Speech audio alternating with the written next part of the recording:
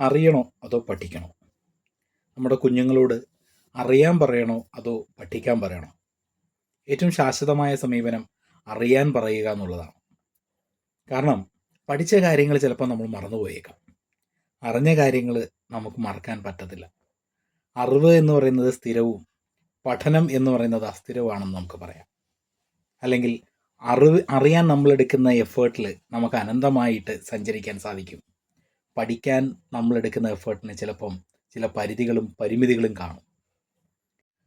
അറിവ് കൊണ്ട് മൂർച്ചപ്പെടുത്തിയതാണ് നമ്മുടെ ചിന്തകളെങ്കിൽ കൺമുന്നിൽ വരുന്ന ഏത് വിഷയത്തിൻ്റെയും ഏത് തലങ്ങളിലേക്കും നമുക്ക് തുളഞ്ഞു കയറാൻ പറ്റും, അനന്തമായി സഞ്ചരിക്കാൻ സാധിക്കും.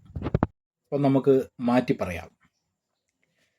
എന്ത് പഠിക്കണം, എന്തിന് പഠിക്കണം, എങ്ങനെ പഠിക്കണം എന്നതിൽ നിന്നും വ്യത്യസ്തമായിട്ട് എന്ത് അറിയണം, എന്തിനറിയണം, എങ്ങനെ അറിയണം എന്ന സമീപനത്തിലേക്ക് മാറ്റാം.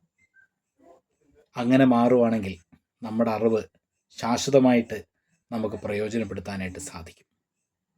തിരിച്ചറിവിലേക്ക് മാറാനും നമ്മുടെ ലക്ഷ്യങ്ങളിലേക്ക് സഞ്ചരിക്കാനും യാഥാർത്ഥ്യ ബോധത്തോടു കൂടി നമ്മുടെ മുന്നിലുള്ള വിഷയങ്ങളെ സമീപിക്കാനും സാധിക്കും. Have A nice day.